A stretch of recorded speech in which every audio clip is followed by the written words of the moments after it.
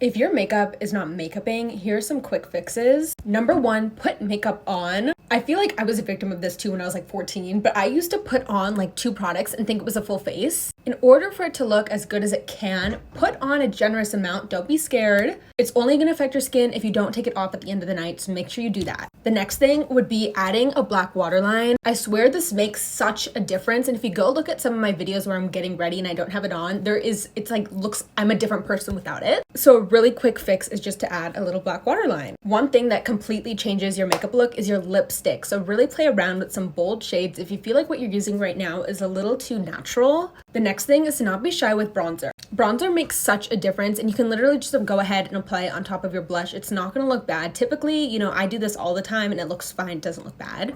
And the last thing is don't be shy with some glitter. Apply some highlighter on top of your makeup just to make it look a little bit more glowy and extra. I hope you found this helpful, and be sure to follow for more makeup tips, tricks, and advice. I'll see you guys in the next one. Bye!